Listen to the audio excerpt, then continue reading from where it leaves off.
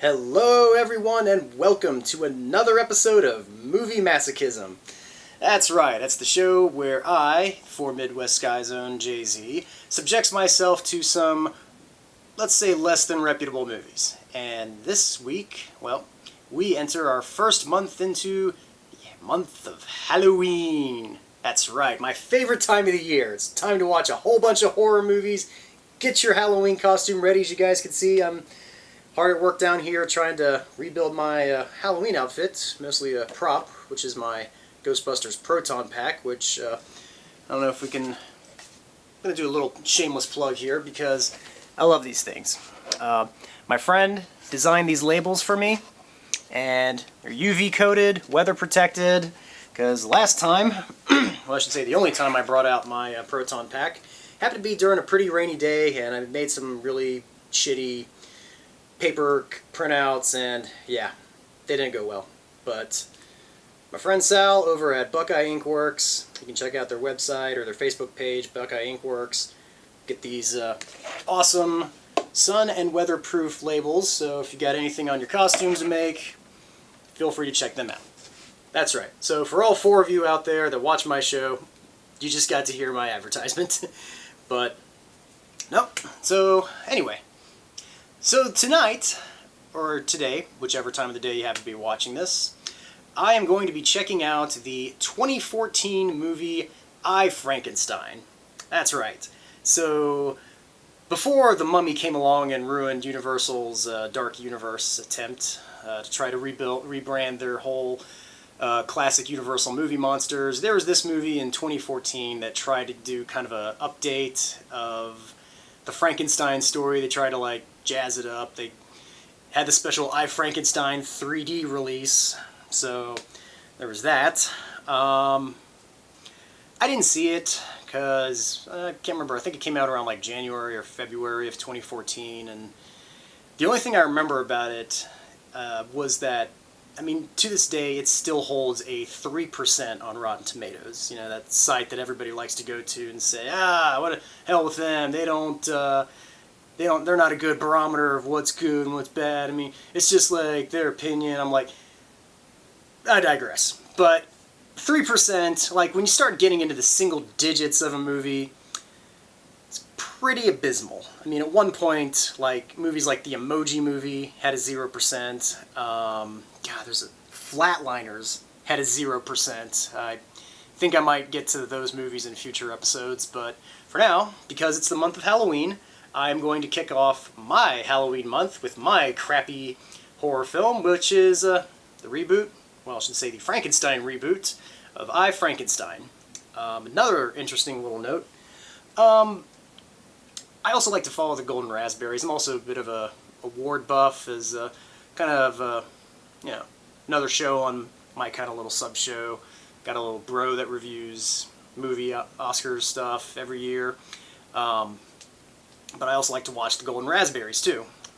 Or not watch them, just kind of like watch what gets nominated, or if I've seen a lot of them. Because at one point, I'd seen pretty much everything that was on one year's list. Like, I think it was 1998. It was like Armageddon, Spice World, Godzilla, the Psycho remake. There was a ton of crappy movies that year. And I think it was the first time I remember like being aware that there was a site dedicated to like the worst in movies.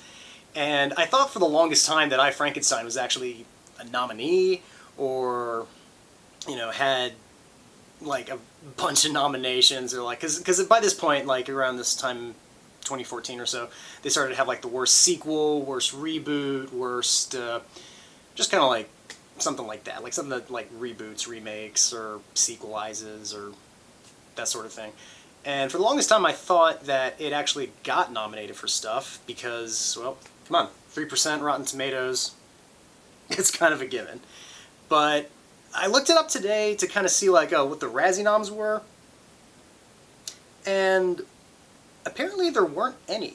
So this movie's, like, so forgettable that by the time the Razzie nominations came out, which is, like, usually it's like the day before the Oscar nominations come out, so it's kind of fun for me. When they came out, they didn't even remember this movie. Like, it was its 3% was so bad that it was just forgettable. So I'm not sure what I'm in store for here, but I figured, you know, Halloween, I'm going to have a couple of weeks here where I do like a whole bunch of horror themed stuff, and I think it might be a nice little seasonal hiatus, because I'm about to, after this, you know, after I wrap up the Halloween season, I'm probably going to be pretty deep into another film. So I've got like a company position on that, so there's going to be a couple weeks that I'm probably going to be very busy just being on set and getting all this other stuff done. As you can see, I'm also still trying to work on my Halloween project too, so I've got to try to juggle doing this, my project, my show, my other projects, and when this movie picks up, which I'm thankful for work. I'm very thankful to get a lot of work, and all I can say right now is I'm also going to be working on a horror film. So it's going to start like about the week before Halloween, and it's going to go into November, probably end like right before Thanksgiving does. So my Halloween gets to go through the month of November. I'm excited.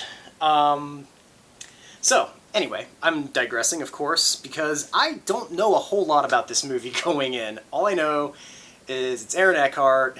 It tried to get people interested in Frankenstein's story again, which it's a great story, and what's even more interesting is the backstory of it too, because in college I did a course in romantic literature writers and everything, and the writer, Mary Shelley, who was married to romantic poet Percy Shelley.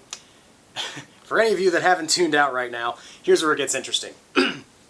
So, Mary Shelley entered a contest. Like, there was this contest to try to see who would tell, like, the best scary story or horror novel or whatever.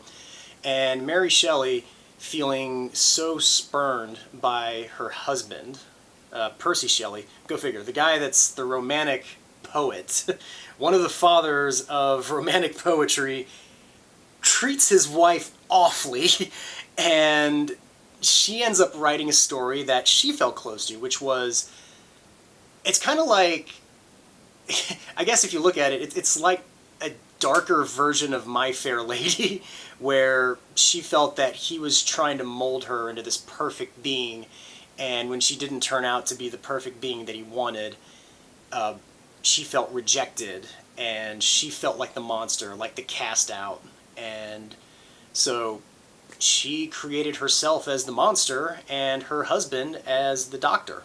So yes, Dr. Frankenstein was Percy Shelley, whose crime was kind of being a dick husband, and because of it, we got Frankenstein, which terrified generations, I should say. I mean, the movie came out in 1931, came out during like the classic Universal monster movie period with Dracula, Wolfman, all those, and it scared people back then in the 30s. It scared people in the 50s. It had kind of a crappy life in the 70s in movies where they had like Frankenstein Island or so many like awful Frankenstein alien, really weird stuff back then.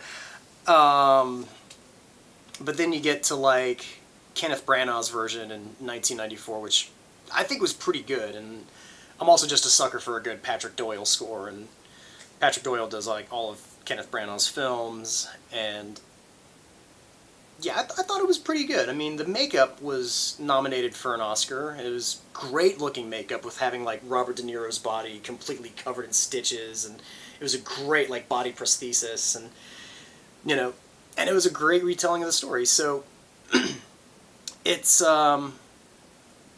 one that if you get into the themes of and get into like the real mindset, like it can be done really well. Like director James Whale in 1931, when he made Frankenstein and The Bride of Frankenstein, I mean, he did those movies really well because he poured a lot of himself into the story of both the doctor and the monster. And it's one of those stories that, I don't know, I find it's one of those stories that the backstory of something is always so much more fascinating. and especially knowing like how well the story is received. So yeah, I kind of have a bit of a connection to the classic Frankenstein stories. I digress. So yeah, I'm going to kick off I Frankenstein here. I've got my tub of popcorn, which I know I didn't do it last week when I did Disorderlies, but yes, still have my ceremonial tub of popcorn, and as a Midwest guy, I have to, of course, have the local brew. Not so much a brew, it's like really addictive ginger ale. Ale 8, and can't be in a can. Always has to be in a bottle. So I made that mistake in my pilot. Didn't make it again this time. So got the bottle, got the popcorn, I got the movie. So when I come back, I will have seen I Frankenstein. Is it worth the 3% on Rotten Tomatoes? Or is it pretty okay? I doubt it's going to be anywhere close to the Mary Shelley story, but we'll see. See you soon.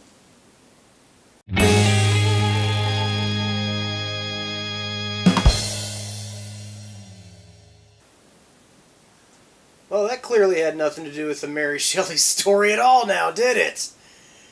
Oy vey.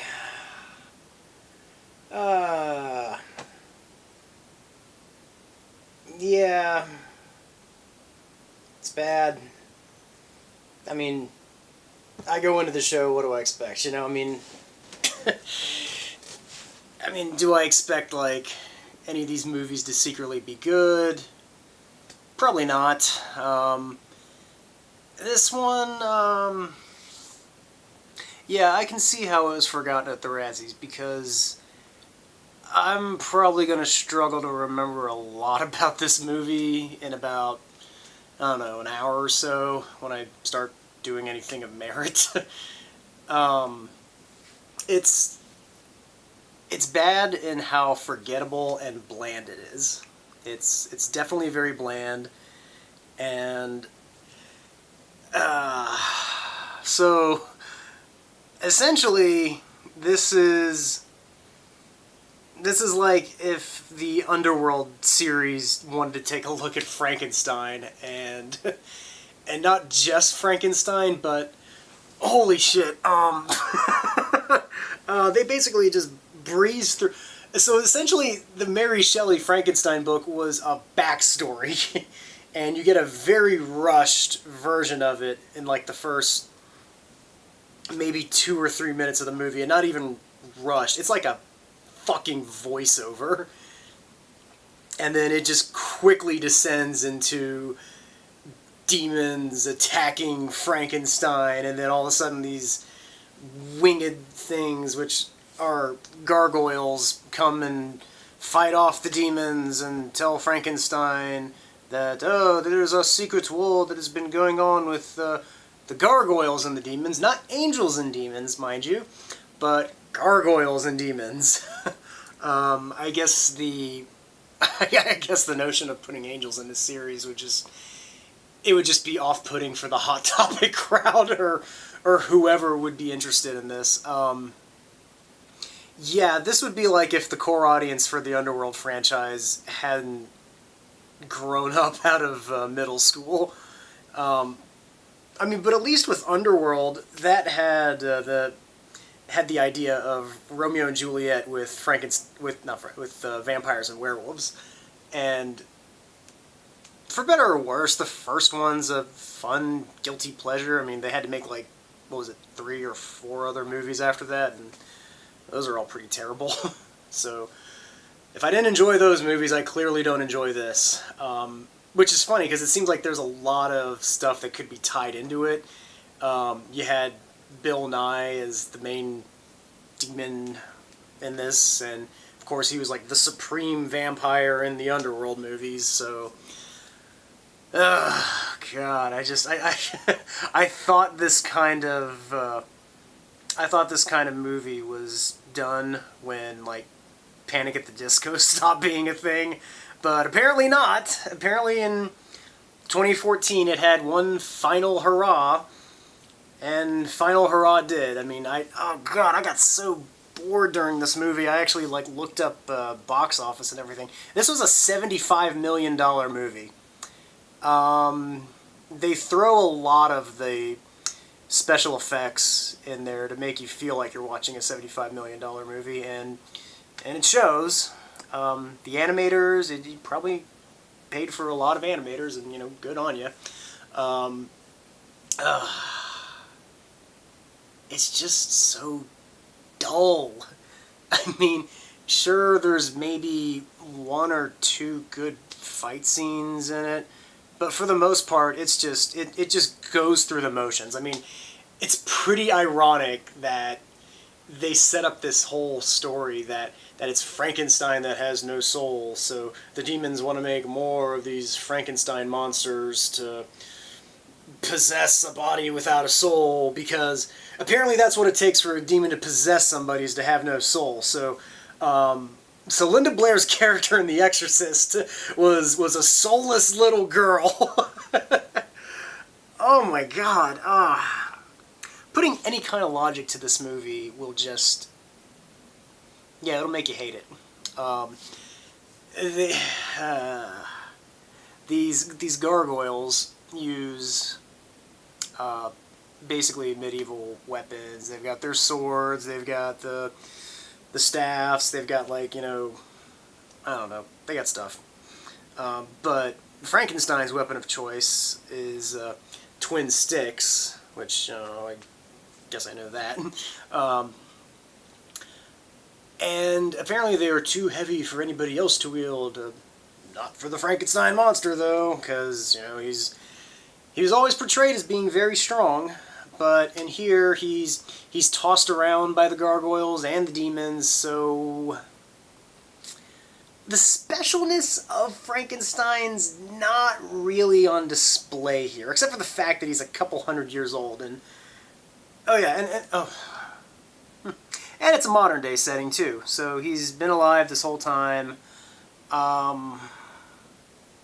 Apparently the scars on dead tissue are starting to heal, so they're not as prominent, which they weren't even that prominent in the prologue either, so it's basically, the dead tissue's not healing, it's just, they wanted to make him the sexy Frankenstein, or it's, oh, well, we don't want him to be too unappealing, so he can't have the green face, or all the stitches, or the bolts, or whatever, all the stuff that's actually iconic and unique about the Frankenstein design. No, here we just have a slight little scar, maybe above here, it's a little thing like this. I mean, it's not good.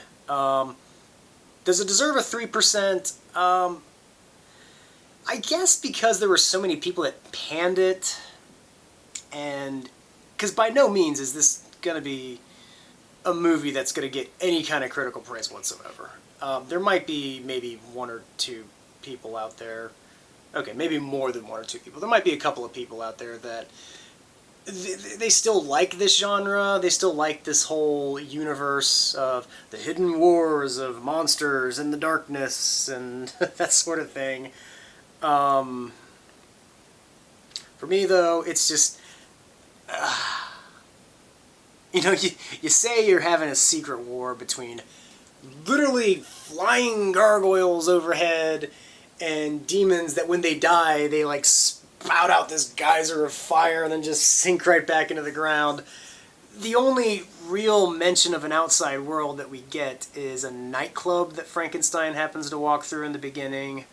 It's just dull. I mean, it tries to be this modern setting, but we don't really see how these worlds interact or, like, how they merge at all. I mean, we get maybe, like, the human scientist, but even she's still working in the main demon's lab most of the time, and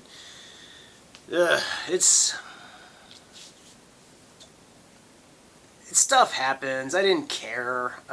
It just went from one plot point to the next, and I could tell from, like, minute 10, I was like, alright, this is basically going to end with a giant battle at the end between all the gargoyles. All the gargoyles and all the demons, and Frankenstein's going to go up against Davy Jones. Oh, God, it's just... There's a difference between the bad movies in the 80s and the 90s in which they... It's like the old JFK saying, you know, even if you fail greatly, or something along the lines of, if you don't strive for greatness, I was like, if you don't fail badly, something along the lines of, if you strive for like really grand expectations but just fall so short of them, I mean, at least you tried. I mean, there's a starting level, there's your expectations, and then your failure. This movie doesn't feel like it's really left the starting ground. Like, it's literally just that line of, we're a movie. And I'm sorry, that kind of blandness, it gets to me, because it's like it didn't even try. And the sad thing is, it's a solid cast, and I've said this in other shows too. I always feel bad for actors straddled with bad source material and bad direction. And yeah, I mean, I like Aaron Eckhart. Aaron Eckhart is a very charismatic and a very interesting actor. Like, I've seen him in The Company of Men, and of course we all know him from The Dark Knight as Two-Face. In The Company of Men, Thank You for Smoking. I mean, the man is a really good actor if he's given good material. And in here, I think he was really hoping this was going to kind of be his Batman role, where he breaks out, or maybe something that kind of gives him a franchise to go with. I mean, but he's basically like a one-note performance in the film. Like, it's literally like he found Batman's gravel voice in The Dark Knight, and it's just kind of brooding and growling, and, oh man, I have no soul, and there's a human with me now. It's just, he didn't get a chance to have his charisma that he normally gets to exude. And Bill Nye, I really like Bill Nye. I mean, think about it. He's in, like, Shaun of the Dead and Hot Fuzz. I mean, Pirates of the Caribbean. I mean, for all the faults of Pirates of the Caribbean, and the fact that you never really see Bill Nye's face in those movies, you still get a bit of his, you know, grand performance. And Love Actually, he was really good in Love Actually, too. I mean, the guy can have some real fun if he's given material that's fun to work with, or at least given free reign on set to have some fun with his stuff. I mean, there are times I could look at when he's delivering a line in this, and you could tell he wanted to break out, but it was just such by-the-numbers dialogue and scenes that, oh god, his first main bad guy scene in the beginning, where this Frankenstein kills 7 demons in the hallway. I'm sorry, ascends or descends 7 demons or whatever. That's what they call them when they're dead. I mean, it's like the demon equivalent of retiring a replicant. So the one survives and comes back and tells him, oh, Frankenstein is alive, he's here, and he's done this, and blah, blah, blah. And then he has that stock moment where the survivor comes back to the big bad of the movie, and the big bad, of course, either hits or tries to kill him, and of course he's like, oh, proceed to tell me what I would have wanted, or something like that. But we never see that again, and that's the only moment that Bill Nye has anything, and even that scene didn't allow him to have any kind of charisma. It's just, it's one of those movies that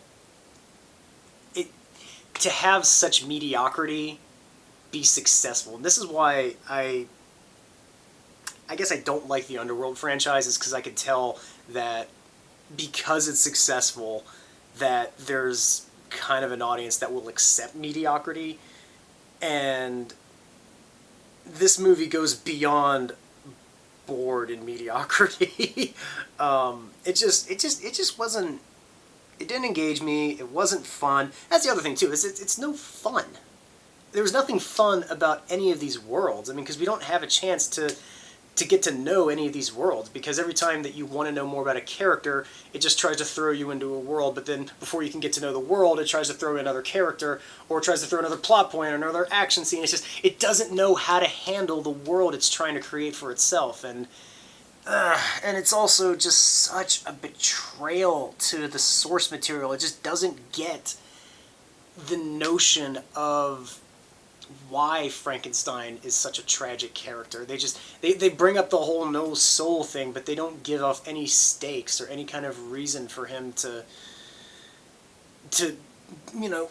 be the tragic character that he is. And it's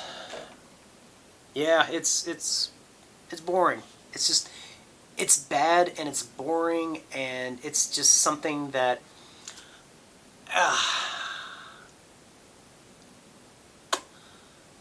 should it have been nominated for a Razzie? Probably. I've realized that I've only seen one other of the Worst Picture nominees, and we may get to the others later on in the show. Sadly, I've seen Kirk Cameron Saving Christmas, and before I isolate any of the, if I happen to have any of the 2 or 3 people that watch my show, before I isolate any of you, it's just bad in the sense that it's not an actual movie. It's really not. It's just sitting in a car. I can go on about how bad it is, but I'm talking about the badness of I, Frankenstein. Yeah, I think it probably should have been remembered for worst remake, or maybe worst screenplay. It's just something to throw it out there, but I think that in and of itself, the fact that it didn't get nominated, definitely says that the movie is that forgettable, and I think that's where it needs to remain, is it needs to remain forgotten. And yeah, it's yeah. Well, tune in next week when next week, or when I get to the episodes. I will try to get to my next episode.